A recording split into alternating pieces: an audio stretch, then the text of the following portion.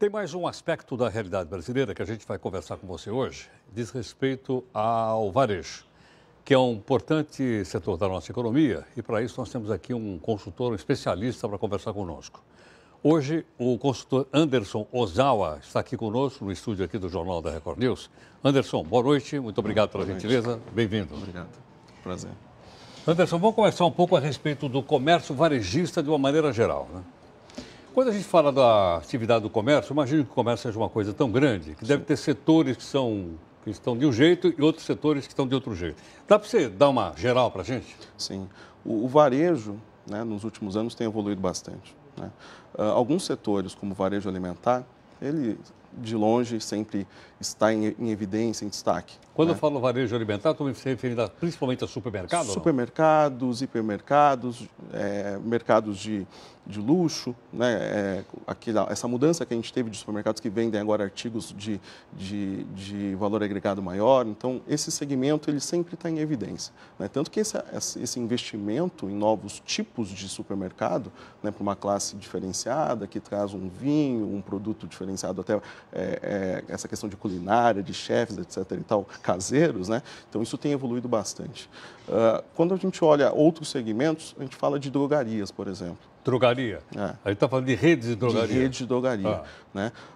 Como a expectativa de vida, né, aumentou do brasileiro e tem essa questão de saúde, bem-estar, as drogarias nos últimos anos têm tomado um espaço muito grande no varejo e têm se destacado em relação aos outros segmentos Agora, que compõem. O que foi responsável por isso? Foi o mix da drogaria que aumentou muito ou não? Sim. Hoje você encontra uma porção de coisa que na antiga farmácia, eu só que farmácia que havia com pH, só para você ter ideia. Tá.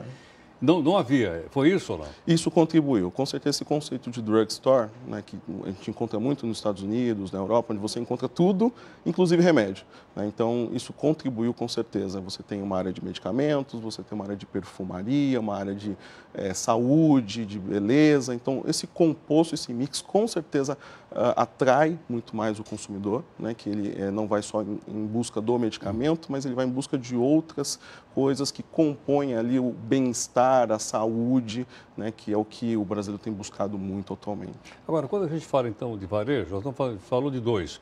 Uns são supermercados de maneira geral, né? Sim. Os mais tops e os menos tops. Os mais tops, com esse aumento do dólar, também os produtos não ficaram muito mais caros, mas eles já são destinados a uma classe social que é capaz de bancar, mesmo, sei lá, um vinho importado ficou mais caro, um queijo importado ficou mais caro? Com certeza sofreu um impacto, né? Seguraram o repasse desse aumento o máximo que puderam, mas o impacto ele ocorreu, né? Claro, como você disse, o público é um público diferenciado, então ele consegue também absorver, né, um pouco desse aumento.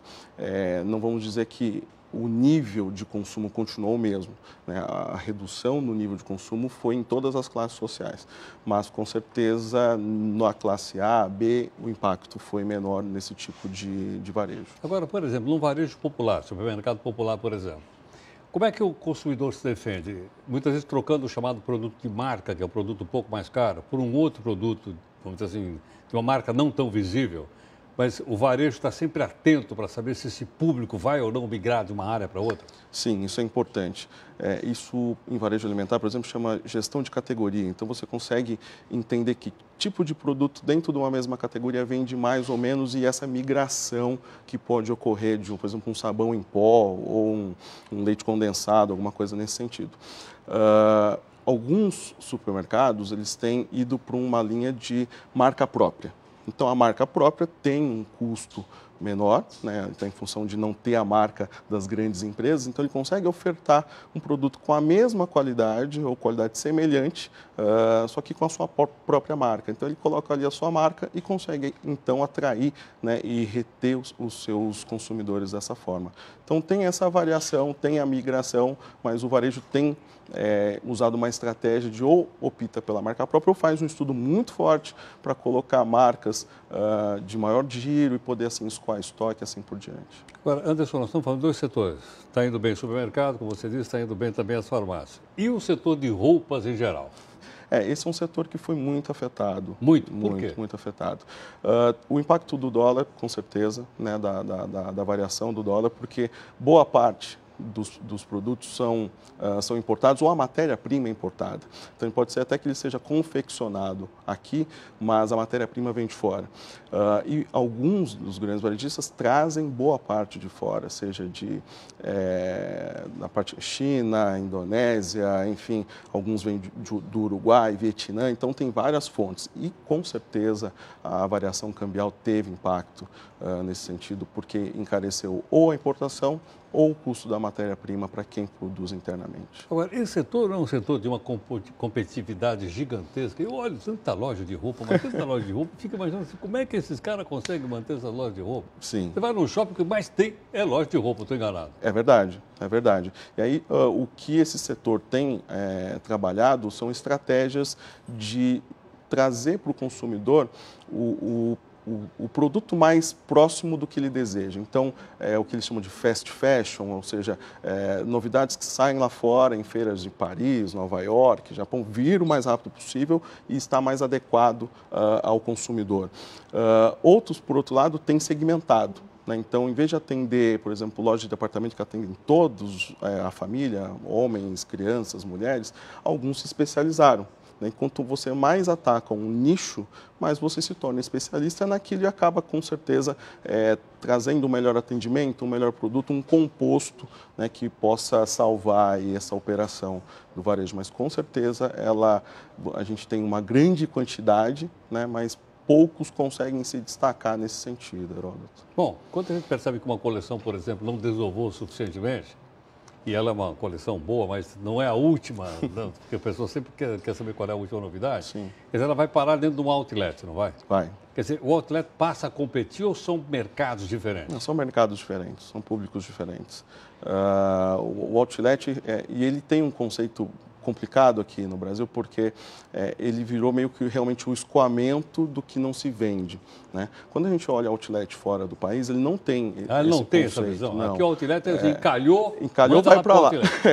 Então, isso, por um lado, foi bom porque culturalmente, né, o brasileiro gosta de promoção, gosta desse tipo de situação, então coube, está funcionando, né? Mas, via de regra, acontece isso. Sai das redes, vai para o outlet, quem não tem pontos em outlet acaba fazendo aquelas famosas liquidações que nesse ano aconteceram mais vezes do que em anos normais, né? Geralmente você tem essas liquidações numa virada de coleção ou numa virada de ano, né? E você percebeu, nós tivemos muito mais promoções em lojas de departamento durante o ano do que em anos anteriores. Agora, quando você estima, por exemplo, o crescimento ou a recessão da economia, como é o caso da economia brasileira, sei lá, vou chutar aqui por volta de 3% em 2015, a produção também está visando menos 3% ou as pessoas continuam produzindo para ver se consegue vender de qualquer jeito? Eu costumo dizer que ninguém faz budget, orçamento negativo, né? Óbvio que você olha o teu histórico e os orçamentos, os planejamentos para 2016 e outros anos, eles estão com um redutor, né? Mas o grande esforço é que realmente se consiga manter um nível de produção e um nível de consumo, né? O que está acontecendo é que cada vez mais está se qualificando o que se produz e qualificando como se vende, justamente para minimizar os impactos, né? Antigamente se produzia tudo porque nós estávamos em outro cenário, né? Então, claro, nesse outro cenário, as pessoas compravam até o que não queriam, né? Não tinham nem desejo, mas por impulso acabavam comprando. Hoje não, hoje a seletividade, a internet, você chega numa loja, você consulta no celular, você sabe se em outro lugar tem outro produto semelhante, num preço diferente, com condições diferentes. Então, tudo isso tem contribuído. Então, óbvio que existe um redutor, né? Mas nada que seja negativo, porque as estruturas continuam. Então, o cara não pode fazer um budget negativo, um orçamento negativo, visando uma produção negativa, porque ele continua com a estrutura dele, com suas 10, 100, 200, 300 mil lojas. Entendo. Anderson, vamos continuar a nossa conversa aqui um instantinho, tudo bem? Ok. Olha, hoje a gente está conversando um pouco aqui a respeito de mais um lado, né, da economia brasileira. O nosso convidado aqui é especialista em varejo, é o Anderson Ozawa, e a gente volta daqui a pouco com mais detalhes. Até já. Maria, fala comigo num ponto. Eu não estou ouvindo. Não. Eu não estou ouvindo. Não, agora sim estou ouvindo, mas você... Então, eu não ouvi o tempo. Tudo bem? Bom, hoje nós estamos conversando um pouco aqui a respeito de varejo e o nosso convidado é o especialista Anderson Ozawa, que está aqui conosco no Jornal da Record News. Anderson, agora há pouquinho você tocou na questão do comércio também via internet. Sim. Há concorrência ou, na verdade, o comércio internetico ele é um braço, né, de uma empresa que já está vendendo, vamos dizer, no dia a dia, na loja, etc.? Hoje, quem tinha loja física e não entrou na internet, com certeza tem uma desvantagem competitiva enorme, né? Então, tem cara que está na internet, mas não tem loja física. E tem negócios que estão na internet e estão abrindo lojas físicas. Então, você tem todos os tipos de caminho. Existe um conceito que a gente chama de omnichannel, que é a multicanalidade. O varejo está evoluindo para essa multicanalidade. Então, você pode adquirir um produto na loja física, na internet, no televendas, enfim, na venda direta, de N formas. Então, os varejos estão se desenvolvendo e se transformando para ter vários braços. Mas então, a internet... algum desses braços anula o outro ou eles convivem harmonicamente? Eles têm que se complementar. Eles se complementam. Tem que se complementar. Tá. Então, um não pode canibalizar ou anular o outro, porque senão estrategicamente não faz sentido. Em alguns negócios, nós vemos que empresas que fazem alguns rankings de vendas das 10 maiores lojas da sua rede, entre as 10, a virtual figura entre elas. Em algumas redes, é a primeira ou a segunda. Em termos de faturamento. De faturamento. Em termos de faturamento. Então, realmente, não é mais uma moda, né? É uma exigência que... veio para ficar. Veio para ficar. Não tem o marketing digital, a internet, a multicanalidade vieram para ficar e para transformar o varejo. É óbvio que você tem situações em que você tem que ter a experiência da compra, né? Você tem que ir até uma loja, experimentar o produto, tocar o produto. Tem público para isso. Tem o público que vai comprar pelo celular. Não entra nem mais no computador. Tem o público que gosta que alguém venha na sua casa, como o caso de venda direta. Então, existe público, pessoas, né, tipos de consumidor para todos os braços, né? Quem tiver mais braços vai abraçar, né, a maior quantidade de consumidores. Isso varia de acordo com o produto ou nós estamos falando de uma maneira geral? De uma maneira geral, ou outro tipo de produto... Por exemplo, roupa, dá para comprar por internet? Dá? Com certeza. Mas aí não fica um pouco grande? Não, mas hoje a facilidade com que você compra uma roupa pela internet, onde você tem todas as medidas, fotos de todos os ângulos do produto, inclusive até sugestões. Você está olhando um terno, já aparece uma camisa, já aparece uma gravata. Então, o próprio site é intuitivo, com regras de negócio, para lhe dizer isso. Então, antigamente existia isso, mas hoje não. Existe inteligência, existe toda uma gama de informações que o consumidor consegue comprar com toda a tranquilidade um produto pela internet, seja roupa, seja perfume, seja relógio, seja o que quiser. Bom, a gente falou de várias redes, falamos de supermercados, falamos também das redes de farmácia, tem também redes de eletrodomésticos, lojas de departamentos do país, tem grande quantidade.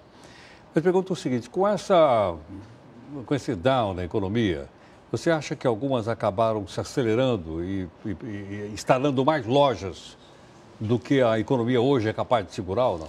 Algumas estão fechando? Com certeza, com certeza. Alguns anos atrás, com a alta da economia, com a abundância do crédito, não só do crédito das pessoas, mas o crédito que as próprias lojas de varejo começaram a dar às pessoas, as empresas começaram a crescer organicamente de forma absurda. Então, pontos comerciais começaram a ser ocupados quase que na mesma velocidade que a gente vê hoje que estão sendo desocupados, né?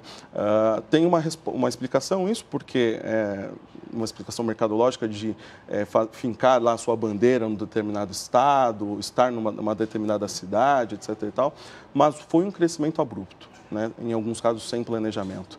Então, hoje, quando a gente olha alguns casos de redes fechando uma ou outra loja, é porque ela não se performou, ela não teve um desempenho esperado, até porque lá atrás ela nasceu errada, né? Nasceu muito mais para justificar volume de vendas, volume de lojas, eu sou a maior, né, nesse setor, nesse segmento, e isso tem um preço que você paga ao longo do tempo. As lojas ineficientes, elas acabam não tem milagre, né? Então, se ela não tem uma boa gestão, uma boa análise, ela acaba realmente chegando ao fim.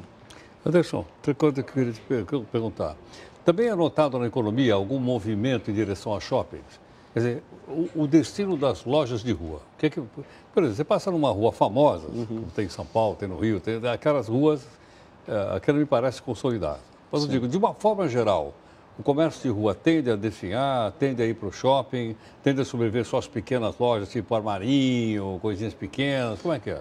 Existe uma migração para o shopping natural, isso há alguns anos, tanto que algumas redes crescem em função de aberturas de shopping, porque elas têm estratégias de só abrir lojas dentro de shopping centers. Mas também existe um outro lado que foi se desenvolvendo nesses últimos anos, até em função da situação econômica, que são os pequenos negócios mais bairristas. Então, algumas redes estão criando mini mercados, né, drogarias menores, por exemplo, nós comentamos que drogaria você acha tudo, mas tem drogarias que só vendem medicamento mesmo, mas mais de bairro, né? Então, as estratégias foram se adaptando nesse sentido. Então, até porque o público de bairro não sai tanto.